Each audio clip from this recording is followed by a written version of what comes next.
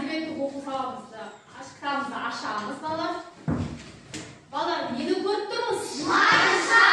Майша бізге не береді, балалар? Жарық, жылу береді, балалар.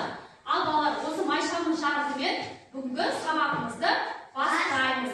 Өзіңде жақсы көңіл күймен тілегім сәтті өтсін. Бәрін тілейміз. Тек алға. Тек алға. Осы майшаның жарығымен балалар бүгінгі сабағымыз жарықты болсын деп сабағымызды бастаймыз, балалар. Балалар, өткен сабағымызды есімізге түсіру үшін мынандай сиқырлы қалпақты киіп есімізге түсіреміз, балалар. Үйге берілген тапсырма. Үйге есік қаққан еңбек мәтін берді, балалар, е? Есік қаққан еңбек мәтіннің авторы Райхан Мәженқызы. Еңбек қара қоңызы қайдан шығады? Набек Құмтөбесінен. Набек Құмтөбесінен алып шығады, балалар, е? Мәтіннің негізгі бөлімі ортасы. Антарктидаға демек Антарктидаға барып, оны пингвиндер топ пингвиндер қарсы алады. Пингвиндер баласы 2 айлық болғанша қалтасына салып жүреді. Баласына балық ұстап береді. Баласына балық ұстап береді, екен, балалар. Еңбек қай елдерге барады? Саят, еңбек қай елдерге барады? Бірінші еңбек қай елдерге барады? Африка еліне. Иә, Африка еліне барады. Зебра секілді аңдарды көреді. Ал екінші қайда барады? Джунглиге барады. Екінші джунглиге барады екен, ал үшінші Антарктидаға барып, оны топ ағайындар қарсы алады екен. Иә, ағайындар қарсы алады. Үшінші хайуанаттар бағына барып, соны ол маймылды көрген екен. Маймылды көрген екен, не балалар, еңбек. Ал балалар, өткен сабақта мен сіздерге осы арыстан, құмырсқа, қарлығаш туралы ертегі тауып біліп келеміз дедік, балалар. Дайындалып келдік па сол ертегіні?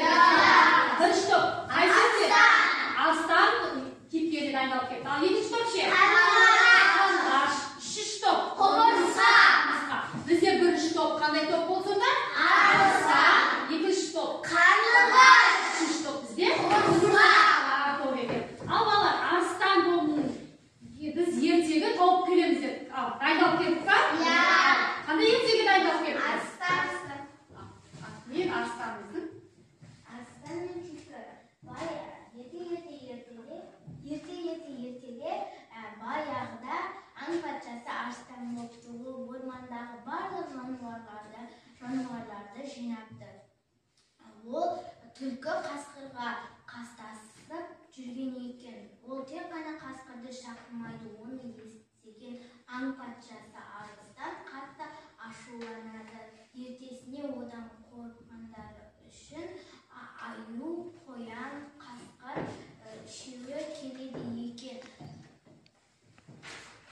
Сонда кеше келмеген аңдардың бәрі келеді деген қасқырға айтады. Аң патшасы арыстан, сен кеше неге келмедің дейді.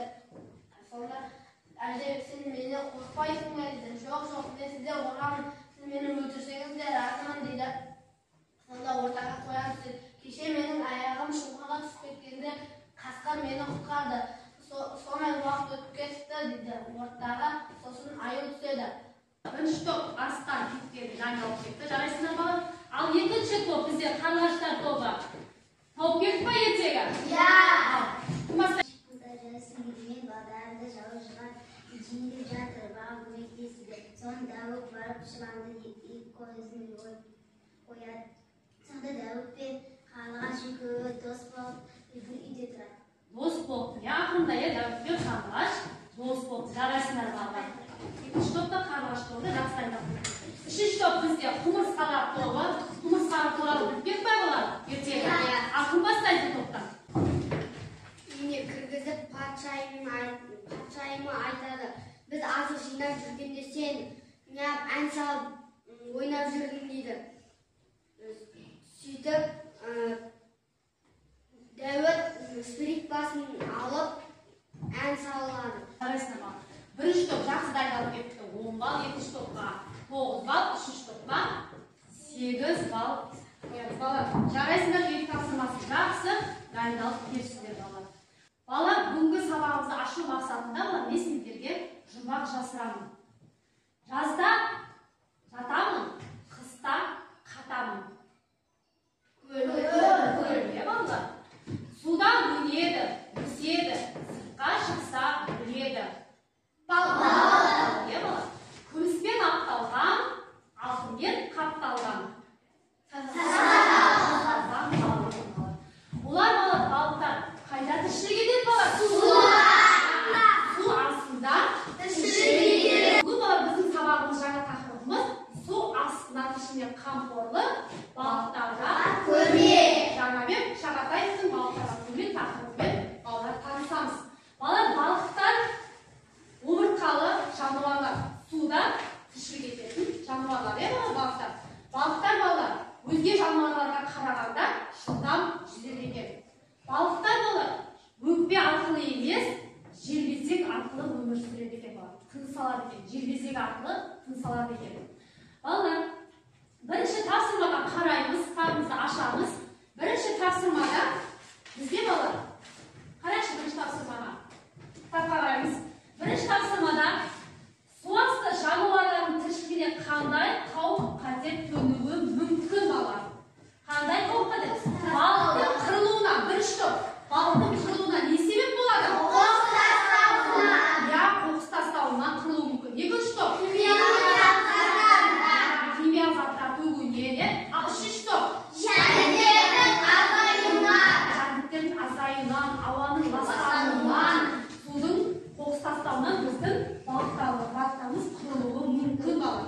Егер де осы суға қоқыс тастаса, және ауа ластануынан біздің балықтарымыз қырылса, қызыл кітапқа енуі мүмкін. Бірақ біз балалар суға қоқыс тастамауымыз керек. Балықтарға не істеуіміз керек балалар? Көмектесіп, қамқорлық жасауымыз керек. Қамқорлық жасауымыз керек. Ал балалар, енді екінші тапсырмаға қарайықшы. Екінші тапсырмада суда тіршілік ететін жануарларға адамның қамқорлығы қажет пе? Иә. Әрине қажет. Адамдардың қамқорлығы балықтарға әрине қажет, балалар. Ал енді балалар, балықтарға көмек мәтінін оқимыз, оқышамыз, кейін мазмұнын айтамыз балалар. Ал бірінші топтан Саят. Екеуміз бүгін балық аулап қайтайық дейді. Әкесі таңғы асын ішіп болып, алақай деп мақсат орнынан ұшып тұрды. Осы суықта ма көді мұз жауып жатыр ғой, оның үстіне біздің қармағымыз да жоқ деді. Мен қурай салмайымды дайындап қойғанмын, тек біраз нан алып жүр деп әкелі жумайды. Мақсат апыл-ғұпыл киіне бастады. Әкесі есік алдына тосып тұр екен, мұның қолына балтаны ұстата салды. Өзі тізені тартты. Екеуі қамысты көрді, бетке алып қатар адымдап келеді. Айналған жұмжақ қар жамылған жазық табан астындағы қар сиқыр-сиқыр етеді. Осылайша айналған таңдарына қарап асықпай даярлаған бұлар көлге де жетті. Көл беті сірескен мұз. Әкесі үстіндегі тонын шешіп тастады. Қимасын бірі-біріне қағып зілдей сүймелді қолына алып мұзды оя бастады. Кенет су көпшіктері борт-борт етіп аппақ бул көтерілді. Жылының сол көтерілді. Екінші топтан Снора жалғастырамыз. Қарап отырамыз, келген жерден оқытамыз. Беті тастар бетіндегі самсы ауа көшеуіне қалыптыда қарашы, ау жұтып жүр. Әкесі балықтарды шошытып алайын деп дейді. Сыбырлай сөйледі.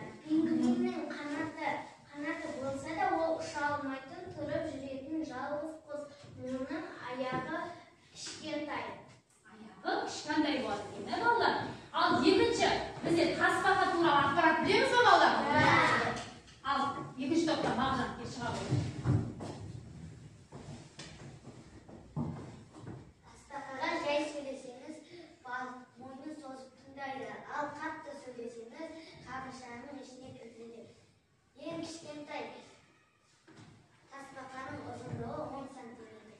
Ол өте баяу жүретін жануар. Я ол өте баяу жүреді екен, не бала тасбақа? Ал бала бізде ит балық туралы ақпарат білеміз ба? Ал кел, Диноза. Ит балық туралы біздің бала ит балығымыз сөйлейді. Итбалықтың терісі мен майы өте бағалы. Ересек итбалық күзде 40-70 кемдей май жинайды. Терісі не екен бала? Терісі бағалы екен, не бала? Ал біздің ең соңғы бізде дельфин туралы білеміз ба бала? Ал, кім айтады? Али, кел. Дельфиндер аяқтарымен суда өте жеңіл ұстайды. Бала дельфин ән айтады екен. Ән айтатынның қасиеті бар екен бала дельфин. Бала бүгінгі сабағымыз қорытындылаймыз. Бала бүгін қандай тақырыппен таныстық? Көмек тақырыбымен таныстық. Мәтіннің кім еді балықтарға көмек? Шағатаевтың балықтарға көмек тақырыбымен таныстық, не балалар? Балықтарға бала қамқорлық жасауымыз керек пе балалар? Қамқорлық жасауымыз керек, балалар. Үйге тапсырма балалар, балықтарға көмек тақырыбын оқып, мазмұнын айтып келеміз.